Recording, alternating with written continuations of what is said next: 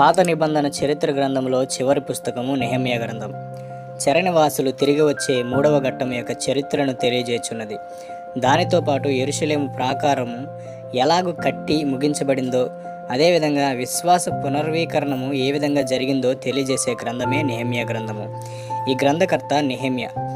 ఆలోచనకర్త అను రీతిలో ఎజ్రా కూడా ఈ గ్రంథ రచనలో పాలు పొంది ఉండవచ్చని మనం భావించవచ్చు. నెహెమ్యా గ్రంథం రాయబడినటువంటి కాలఘట్టము క్రీస్తు పూర్వం 445 నుండి 432 సంవత్సరం మధ్యలో రాయబడి ఉండవచ్చు. నెహెమ్యా గ్రంథం యొక్క గత చరిత్ర మనం చూస్తే క్రీస్తు పూర్వం 537లో జెరుబ్బాబెల్ నాయకత్వంలో మొదటి సమూహము తిరిగి వచ్చింది. 458లో రెండవ సమూహము ఎజ్రా నాయకత్వంలో తిరిగి వచ్చింది. 445లో చివరిగా యెరూషలేము యొక్క ప్రాకారాలను బాగు చేసి కట్టడానికి వచ్చిన 3వ సమూహంలో నెహెమ్యా మనకి కనిపిస్తున్నాడు. ఇందులో ముఖ్యమైన వచనాలు 6వ అధ్యాయము 15-16 వచనాలు.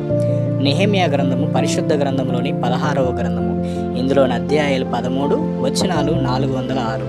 నెరవేరిన నెహెమ్యా గ్రంథంలోని ముఖ్యమైన హెచ్చరికలు 3. నెహెమ్యాలు 14, వాగ్దానములు 2, దేవుని వచ్చినటువంటి ప్రత్యేకమైన నెహెమ్యా గ్రంథంలో జరిగిన ప్రశ్నలు 20. ప్రదేశము యెరూషలేము. బబులోను చెర నివాసానికి పిమ్మట 3వసారి లేక చివరిసారిగా వచ్చినటువంటి జనాలకి నెహెమ్యా న్యాయకత్వం వహించాడు. పారసీక రాజైన అర్తహషస్త యొక్క పానదాయకుడిగా ఉన్న ఆయనకు యెరూషలేమును గూర్చి, దినస్థితిలో జీవించుచున్న జనులను గూర్చి ఏర్పడినటువంటి భారము మరి నెహెమ్యా గ్రంథం వివరిస్తుంది. రాజైన అర్తహషస్త అనుమతి పొంది తనతో బయలుదేరిన కొందరితో, సైన్యాధిపతి, రౌతులు అనివారితో అతడు యెరూషలేమును చేరుకున్నాడు. ప్రాకారమును లేపి కట్టమని జనులను తట్టి లేపాడు. ఆ కాలంలో ప్రాకారం లేని ఏ ధాన్యపు గిడ్డంగి అయినా పట్టణమైనా కూడా దోపిడీ సమూహానికి ఎరగా మారే అవకాశం ఉండేది. కనుక యూదులు భద్రత నిమిత్తం యెరూషలేములో నివసించకుండా చుట్టూ ఉన్న గ్రామాల్లో నివసించేవారు. ఇందువలన అన్యజనులతో వారికి సంబంధం ఏర్పడి భాష, సంప్రదాయము, పరిశుద్ధ విశ్వాసము కూడా కోల్పోయే పరిస్థితి దాపురించింది. ప్రాకారము బాగు చేయబడి కట్టబడినట్లయితే ఒక నిజమైన యూదా పట్టణము ఏర్పరచుటకును, లోపలికి వచ్చేవారిని బయటకు వెళ్ళేవారిని అదుపులో ఉంచుటకు వీలయ్యేది. ఆ దేశ జనుల తీవ్రమైన వ్యతిరేకతను ఎదిరించి 52 దినముల్లోనే ప్రాకారాలను బాగు చేసే పని ముగించినప్పుడు మరి అసాధ్యమైన కార్యమును దేవుడే చేశాడని జనులు కూడా గ్రహించారు. నెహెమ్యా యొక్క లోతైన భక్తి వైరాగ్యమును, శ్రేష్టమైన కార్యనిర్వాహకమును, సామర్థ్యమును, శ్రేష్టమైనటువంటి నాయకత్వ లక్షణాలను బాగు చేయబడిన ప్రాకారంతో కకావికలైన యూదా ప్రజల జీవితాన్ని బాగు చేసి నూతన జీవితం కలిగించే అవకాశం ఏర్పడుటే ఈ గ్రంథం యొక్క ప్రధానమైన సారాంశమై ఉన్నది. పైన చెప్పిన విధంగా గ్రంథకర్త నెహెమ్యా అయి ఉండవచ్చు. నెహెమ్యా యొక్క సొంత జ్ఞాపకముల చిహ్నముగా ఈ గ్రంథం రాయబడింది. కనుకనే ఈ గ్రంథకర్త నెహెమ్యా అని భావించబడుచున్నది. అర్తహషస్త రాజు యొక్క పానదాయకుడు అను రీతిలో నెహెమ్యా పారసీక రాజ్య అంతఃపురంలో ఉన్నతమైన పదవిని కలిగిన వాడుగాను, గౌరవించదగిన వ్యక్తిగాను ఉన్నాడు.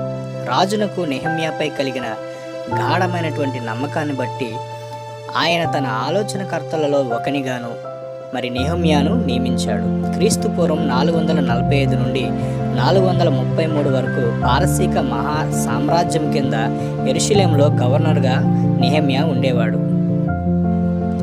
ఈ విధంగా శ్రేష్టమైనటువంటి పరిపాలనా సామర్థ్యంను బయలుపరిచిన నెహెమ్యా యొక్క విజయ రహస్యము లోతైన విశ్వాసము మరియు దేవుని యందు భయభక్తులు అని మనం చెప్పవచ్చు. నెహెమ్యా కాలఘట్టము. ఎజ్రాయు, నెహెమ్యాయు ఒకే కాలం ఘట్టంలో జీవించారు. పారసీక రాజైన మొదటి అర్తహషస్త యొక్క కాలంలోనే, అనగా క్రీస్తు పూర్వం 465 నుండి 423 మధ్యకాలంలోనే నెహెమ్యా గ్రంథంలో వివరించు సంఘటనలు మరి నెరవేరాయి. ఎస్తేరు అర్తహషస్త రాజునకు పిన్నిగా ఉన్నది. నెహెమ్యాను పానదాయకునిగా నియమించడంలో ఎస్తేరుకు కూడా సంబంధం ఉండి ఉండవచ్చు. అర్తహషస్త పాలనలో 20వ సంవత్సరం అనగా క్రీస్తు పూర్వం 445లో నెహెమ్యా పారసీకం నుండి యెరూషలేముకి వచ్చాడు. నెహెమ్యా 2వ అధ్యాయం 1వ వచనం. అతడు పారసీకమునకు తిరిగి వెళ్ళినది అర్థహస్త యొక్క పాలన 32వ సంవత్సరంలోనే జరిగి ఉండవచ్చు, అనగా క్రీస్తు పూర్వం 433లో. ఇది నెహెమ్యా గ్రంథము 13వ అధ్యాయం 6వ వచనంలో మనం చూడవచ్చు.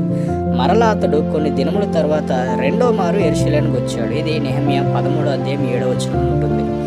ఆ తర్వాతనే ఈ గ్రంథము రాసి ఉండవచ్చు. మలాకీ ప్రవక్త కూడా నెహెమ్యా యొక్క కాలంలోనే జీవించాడు. మలాకీ, నెహెమ్యా గ్రంథములను పోల్చి చూస్తే నెహెమ్యా జనుల మధ్య చూసిన అనేక పాపములను మలాకీ తన ప్రవచనాల్లో కూడా విమర్శించుటను మనం చూడగలం. మెస్సియా రాకడకు ముందున్న 4 శతాబ్దంలో కనిపించిన ముఖ్యమైన సమస్య దేవుని త్రోసివేసినటువంటి దుర్మార్గపు స్థితి.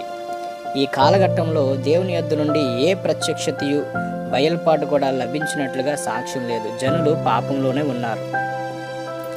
నెహెమ్యా గ్రంథంలో క్రీస్తుని గురించి మనం ధ్యానం చేయగలిగితే దేవుని ప్రజలను వారి పడిపోయిన స్థితిలో నుండి విడిపించుటలో నెహెమ్యాయే క్రీస్తును ప్రతిబింబించుతున్నాడు. తన జనుల యొక్క వేదనకరమైనటువంటి పరిస్థితిలో వారితో ఒకటిగా కలిసిపోవడానికి పారసీక అంతఃపురంలోని ఉన్నత పదవిని కూడా త్రోసివేసి జనుల మధ్యకు దిగివచ్చాడు. ప్రార్థనా శక్తి వలన, లోతైన దైవభక్తి వలన తన బాధ్యతను నెరవేర్చి ముగించాడు. ఈ గ్రంథంలో రాజు తప్ప మిగిలినవన్నిటినీ బాగు చేయబడడం మనం చూడగలుగుతాం. దేవాలయము మరలా కట్టబడింది, అంతఃపురము నగరము బాగు చేయబడినది, దేవుని నిబంధన నూతనపరచబడినది, జనులు ఆత్మీయ ఉజ్జీవాన్ని తిరిగి పొందారు. ఈ విధంగా మెస్సయ్య రాకడ కొరకైన మార్గము సిద్ధపరచబడింది. రాజు మాత్రమే ఇక రావాలి. అర్థహస్త యొక్క 20వ సంవత్సరం అనగా క్రీస్తు పూర్వం 445లో దానియేలు ప్రవచనం చెప్పే 70 వారములు ప్రారంభమవుతాయి.